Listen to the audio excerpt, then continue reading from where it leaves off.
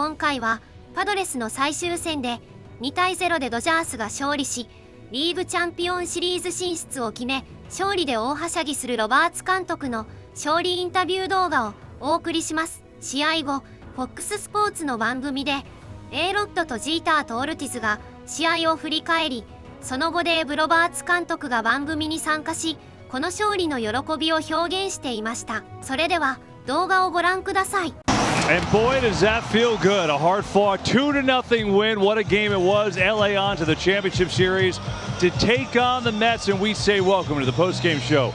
Derek Jeter, David Ortiz, Alex Rodriguez, and I'm Kevin Burkhardt. You know, this was a little old school, a little pitcher's duel here, right? I mean, only 6 total hits in the game. Dodgers pitching the last 3 games in this series, really since inning 2 of Game 3. Lights out. Hey, B, it's hard to really understand for the folks at home the electricity in this building. But it is an old school game. Great pitching, great timely hitting by the Hernandez brothers, and a quick 2.5-hour game. Fun to watch. Unbelievable. Both of them pitchers were outstanding. Yu Darvish make a couple of mistakes, and they make him pay, but I think he pitched outstanding. And Yamamoto was, wow, unbelievable. You were asking for 3 innings. He gave us 5. Right, he gave us 5, so that was outstanding, man. Yeah, no one expected San Diego to come out here and get 2 hits and not score any runs, at least no one at this desk. So you talk about the old school starters have to go deep in the game. They proved us all wrong. You know, we were sitting there when they took Yamamoto out. We were saying it was a mistake because, you know, you just let him ride it out as long as he can. But, hey, this is the Dodgers blueprint. Derek, the Dodgers. Hey, bottom line is, you think about this series where we were, right? After Game 2, the Padres hit 6 home runs, a record, and then they scored 6 runs in the second inning of Game 3. That was enough. They held on for a 6-5 win. They didn't score since that point, Derek. I mean, you said it, no one expected it, but it's like, what happened to the offense? Well, let's be clear about one. Good pitching beats good hitting a majority of the time, right? What hitters like to do is they pounce on mistakes from pitchers, and most pitchers make mistakes over the course of a 9-inning game. But you got to give it to the Dodgers, not only their starters, but their bullpen. They didn't make very many mistakes. I also have to say this. That last game that they played at San Diego, that was not a good sign. I score less at home with the home crowd behind you, and you facing the bullpen.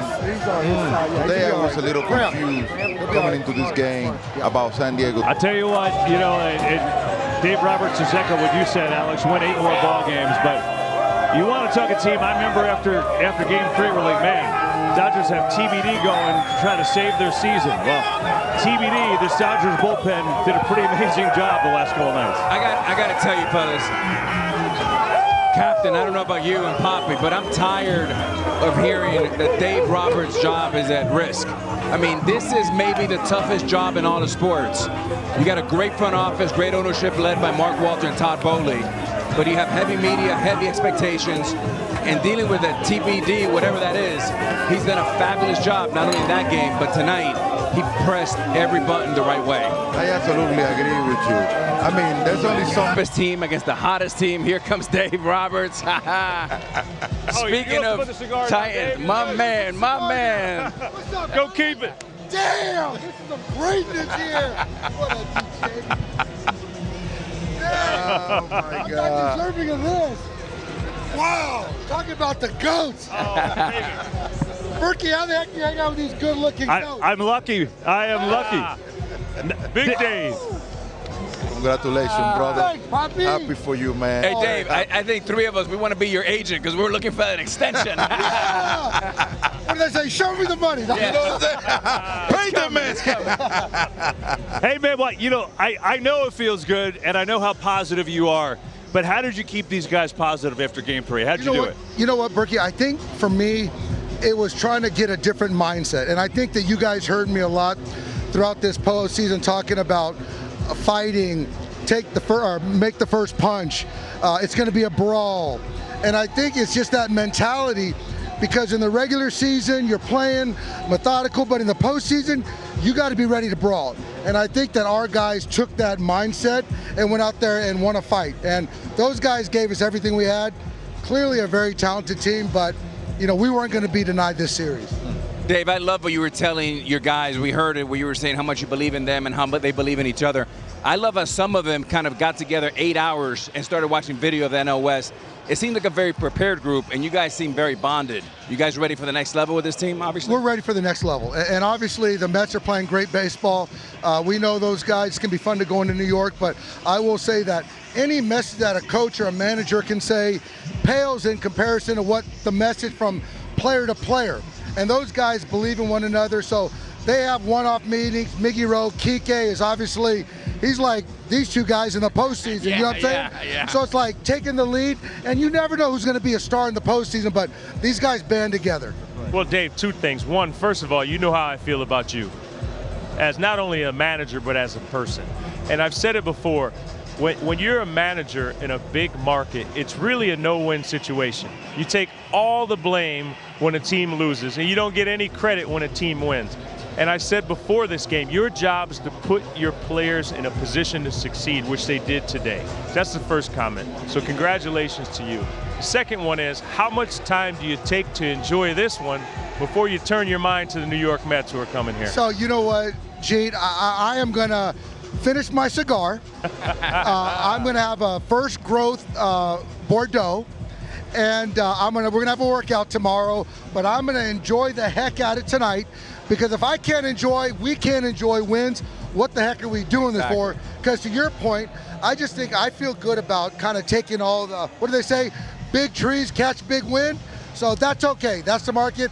I signed up for this, but geez, I'm just so proud of these guys. And you know, whether it's like the Godfather himself, Joe Torre, how much he loved you guys, how much Tito loved you and our guys. That's right. And it's like, for me, it's like I said, I've never been more proud of a group. I really haven't. So send me the address. Where am I meeting you tonight?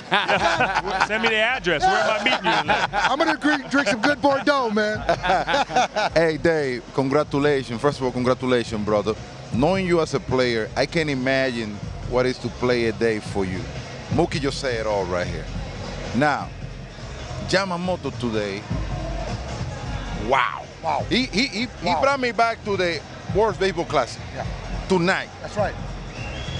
What was different? You know what? The thing is, I think for Yamamoto, I don't think any of us can appreciate the pressure, expectation on a global scale. These guys are playing for a country. And you can say the same thing about Yu Darvish. What Yamamoto did tonight, he was playing bigger than the Dodgers. He's playing for, you know, the Dodgers, but also the country of Japan. And so World Baseball Classic, he's pitching big ball games. And from that first pitch, 97, he was locked in. And I had a lot of questions earlier, how short is he gonna go? And for me, I used my eyes, I used my gut. I trusted him. I passed it on to the bullpen, and those guys made us all look really good.